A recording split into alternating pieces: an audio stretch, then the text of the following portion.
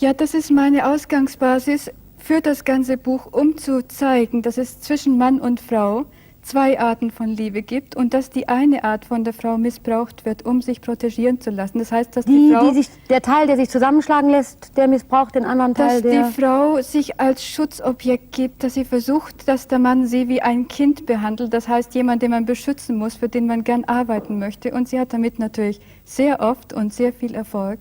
Und diesen Zustand wollte ich klarstellen, damit die Männer sich wehren können. Denn die Männer wissen im Allgemeinen nicht, was mit ihnen passiert. Sie können natürlich ohne Unterlass den Inhalt Ihrer Bücher jetzt runter.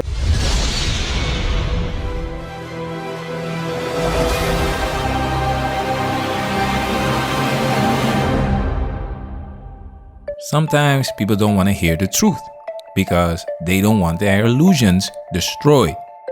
I began with this quote because I want to prepare you for the heaviest part of this series. If this information is new to you, it might challenge your perspective and even hurt your feelings. But once you see the truth, you can't unsee it. You'll understand exactly why a woman moves the way she moves, and it will be difficult to ever see her in the same light again. The good news is there is light at the end of the tunnel. Even though the truth hurts, the truth shall set you free. Freedom means accepting the truth and the responsibilities that come with it and making the most of your circumstances.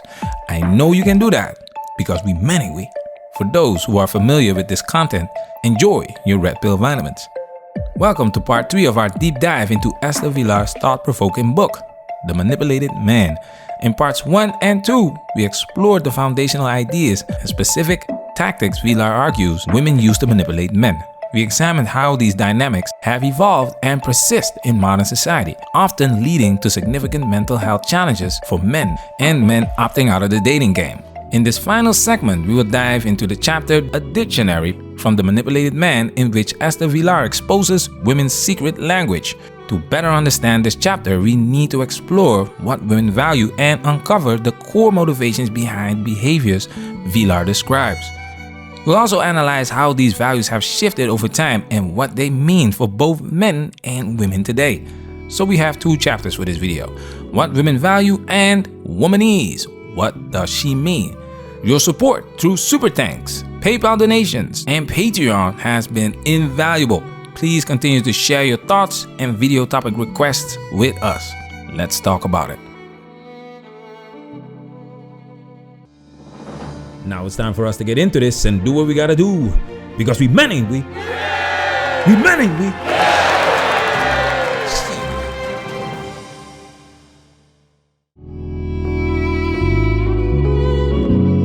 Whatever men set about to impress women with counts for nothing in the world of women.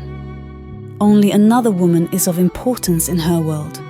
Of course, a woman will always be pleased if a man turns to look at her, and if he is well dressed or drives an expensive sports car, so much the better. Her pleasure may be compared to that of a shareholder who finds that his stocks have risen. It will be a matter of complete indifference to a woman if he is attractive or looks intelligent. A shareholder is hardly likely to notice the color of his dividend checks. But if another woman should turn to look, a rare occurrence, for her own judgment is infinitely more remorseless than that of a man, her day is made. She has achieved the impossible, the recognition, admiration, and love of other women. Yes, only women exist in a woman's world. According to Vilar, women's primary source of validation and recognition comes from other women, not men. A woman's value and sense of achievement are heavily influenced by how other women see her. Only the opinions and recognition of other women really matter. The attention of men is secondary and has less impact on a woman's self-esteem and social status. We've highlighted this many times on this channel, and that's why we have a favorite clip that illustrates this notion. But what happens is this almost always happens to guys I know at BC and at other schools. You ask a young woman out, and she says yes, but deer in headlights thing. Oh yeah, sure, oh great, yeah, that's great. Within 2 days, she's texted you saying, this is just as friends, right? I'm not into a thing, I kind of blah, blah, blah, blah, blah. This is mysterious to men.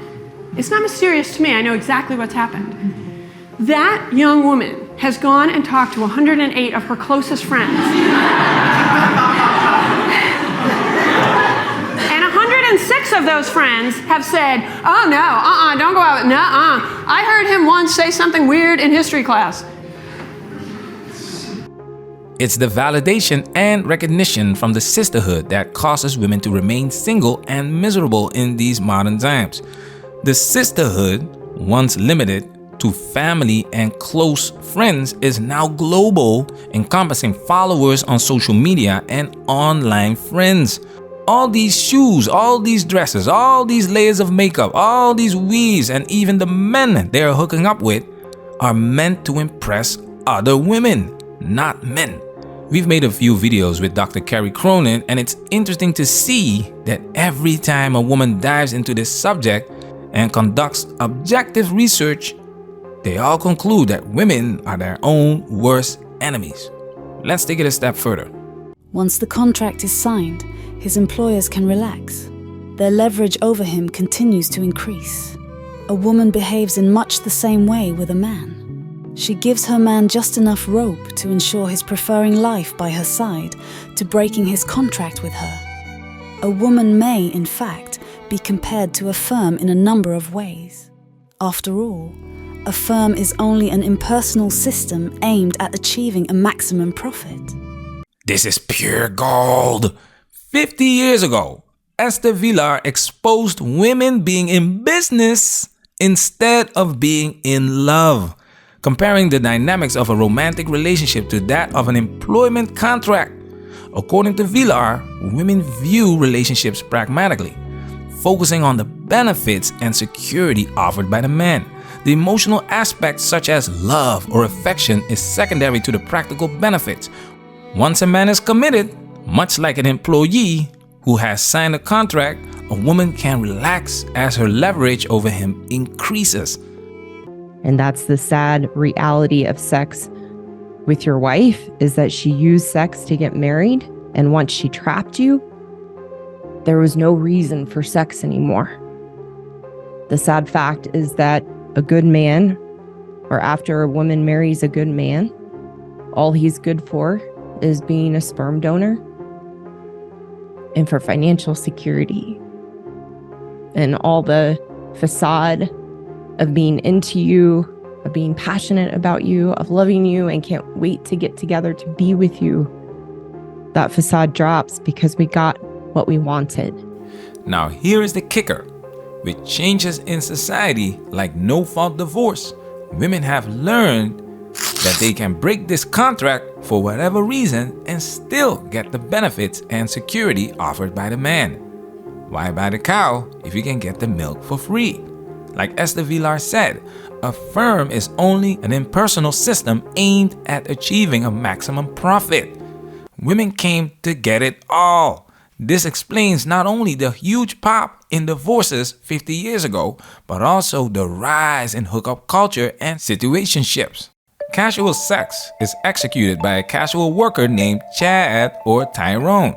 The foodie call is answered by the on-call employee, preferably one with a black belt in simp jutsu, as simp jutsus are frequently targeted for foodie calls. Just look at the data. I've seen simp jutsu practitioners all over the world. Simp jutsu does not discriminate. Women also receive free attention from social media and dating sites, similar to how businesses benefit from the work of unpaid interns. These unpaid interns, followers and admirers, give their time and attention without expecting anything substantial in return, boosting women's egos and social status without any obligation. The retirement plan or exit strategy is the husband, also known as the cleanup man, because as women approach a certain age, referred to as hitting the wall, they realize that the high-risk, short-term ventures, casual relationships and hookups, are no longer sustainable. They notice that their opportunities are diminishing, similar to a business facing diminishing returns from volatile investments. This is why they look for a stable, long-term investment, the husband, to secure their future. Just as a business moves from high-risk ventures to stable bonds and investments for security, women can move from volatile affairs to seeking a committed partner for long-term stability. And so when we're ready to get married, our biological clock is ticking. We get a good man and we enjoy sex. We want to have plenty of sex. And then we get what we want. We get married and the sex stops. And the sex becomes unimportant. And like I said, it becomes infrequent. And all of a sudden, the amount of sex you were having before you got married begins to dwindle and dwindle and dwindle. Because it was a trap. It was a trap to get what we wanted. Esther Vilar argues that women are emotionless in their dealings with men unless their security or livelihood is threatened. If a man leaves a woman, her reaction is more about the loss of benefits than emotional pain. A perfect example of this is the NFL draft. Black D1 athletes are under heavy scrutiny after a viral video goes in on how some prefer to date and marry white women over black women. New York Jets.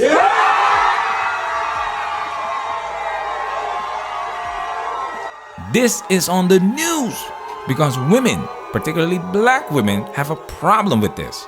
They've lost a valuable potential employee to a competitor. They've lost money. These women did not care about this man until they saw dollar signs and status. This is the complete opposite to men, who may experience jealousy, humiliation, and self-pity when their girlfriend shows interest in someone else, because men love women for who they are. They care about the human being. Many men come to this space after experiencing the ruthlessness of women in divorce court. They can't believe that the person they once married could be so heartless and selfish, taking everything from their ex-husbands in court, because to them, this is business. If women were free of financial cares, the majority of them would probably prefer to spend their lives in the company of other women rather than with men. And not because they are all lesbians. What men call lesbian tendencies probably have little to do with a woman's sexual drive. No. The sexes have almost no interests in common. What besides money can bind a woman to a man? Women make ideal living companions for each other. Their feelings and instincts are retarded at the same primitive level, and there are almost no individualistic or eccentric women. It isn't difficult to imagine the paradise they would create together and how exciting their existence would be, even if the intellectual level was appallingly low. But who would worry about it? I partially disagree with Esther Vilar on this point. While women may prefer spending time together, I don't believe they would create a paradise free from financial dependence. This is evident when considering the example of the women-only TV company, discussed in the article titled Catfights Over Handbags and Tears in the Toilets. When this producer launched a women-only TV company, she thought she kissed goodbye to conflict. The company didn't even last 2 years due to internal conflicts. The women fought over superficial and materialistic things, despite their financial independence. Moreover, when men were introduced into the company, women competed for their attention, highlighting emotional competitiveness rather than solidarity. This suggests that conflicts among women often rise from emotional reasons, undermining the idea of a harmonious paradise that Vilar envisions. Financial independence alone does not resolve deeper issues of competitiveness and interpersonal conflicts among women. And all living together as a team, and it just keeps falling apart because the girls they just get dramatic and they just fight with each other. There's times when I've had, like right before I went back to the US 6 months ago, I had 2 girls living with me in a perfect relationship with all 3 of us. They're really like a team. Really helpful, really amazing. I felt like a king. It was everything I wanted. And then I leave, and then the girls, within 1 week, the girls are fighting with each other over status, like who's in charge. I should have left them with like instructions, like you're in charge, but I just don't think it works with women. I think there's a hierarchy thing in their brain. They have to know what their status is. And when I'm there, I can say, this is the hierarchy. And when I'm gone, I can't enforce it. They fight with each other, and I come back and now they're not friends. Now they don't even want to talk to each other. Research by Dr. Peter Jonathan supports this by revealing that women value more than just financial security in men. His studies show that 90% of women prefer men who earn their money, associating this with desirable traits such as intelligence and a strong work ethic. This preference persists even in casual relationships, but to a lesser extent. This suggests that women are looking for partners who demonstrate ongoing competence and reliability, not just financial stability. You're not just a stud who's there for sex. You're Pretty more much. of a companion. Well, that's usually their first thing is sex maybe, but then once they get very comfortable, like the first day obviously, they want actually more just to hang out and be with somebody, be more intimate, tell stuff that they probably wouldn't tell to their, family members or Husbands, exactly. It would be the boyfriend experience, and it's $1 million question. I get asked all the time. You've got to bear in mind that everyone's different, and when it comes to clients and things, so the experience that they ask for it's always tailored to that person. So you can have something from a Netflix and chill. You can have a candlelit dinner with champagne. You could be going to somewhere, on the Opera House, for example. The male escort was hired to pay for the date. Do you see the oxymoron here? This statement effectively illustrates a deeper point, that women are not merely seeking financial transactions, but are paying for an experience that meets their emotional and psychological needs. They crave emotional intimacy and attention. They seek the experience of feeling desired and special, and the validation that comes from being with someone who makes them feel important and appreciated. Women hire escorts to feel valued, heard, and emotionally supported, not to pay their bills. This highlights the profound need for emotional connection and genuine interest, which extends beyond financial support. Many clients seek their presence to combat loneliness and experience a sense of companionship and understanding, highlighting the importance of emotional fulfillment in addition to financial security. I'm somebody who has been brought up in France, in Paris, where seduction is a big part of our personality. And so if I lose my power of seduction, I'm a bit at a loss.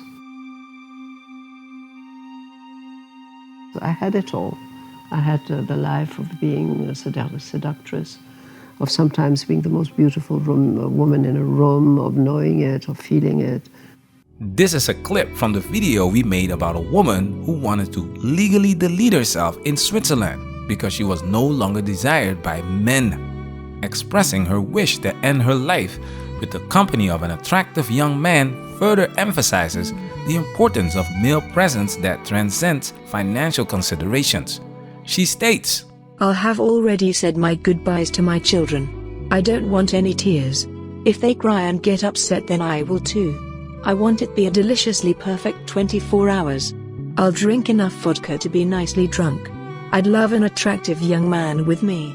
I don't want to make love, but just to enjoy his presence and feel some desire. I adore male company.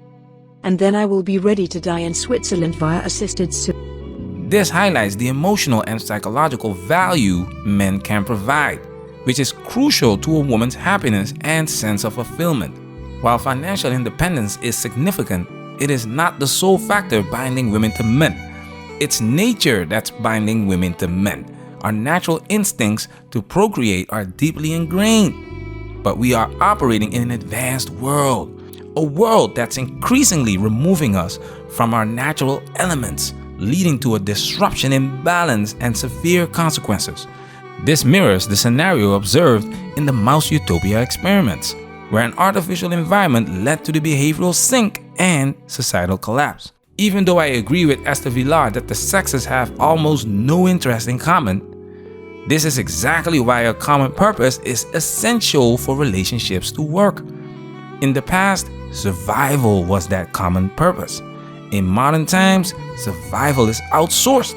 So when we strip away the fundamental aspects of our nature, we risk creating an imbalance that can lead to similar detrimental outcomes like those observed in the mouse utopia.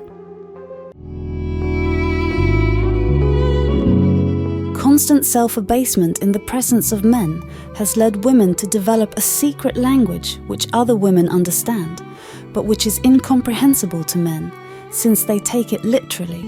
It would therefore be a great advantage to men to hold the key to this code, and so create a sort of dictionary for themselves. Then, whenever they heard a standard phrase, they could decipher its real meaning. Esther Vilar provides a few examples of women's coded language translated into male language in the chapter A Dictionary, as you can see on your screen. Let's get into these examples. Buckle up if this information is new to you. A man must be able to protect me. Translation: a man must be able to spare me from all forms of discomfort. What else could he protect her from? Robbers? An atom bomb? I need a man to make me feel secure. Translation: above all, he must keep his money worries to himself. I must be able to look up to a man. Translation: to be a possible candidate as a husband, he must be more intelligent, responsible, courageous, industrious, and stronger than I am. Otherwise, what purpose would he serve? I just wanted to ask you, how you doing out there?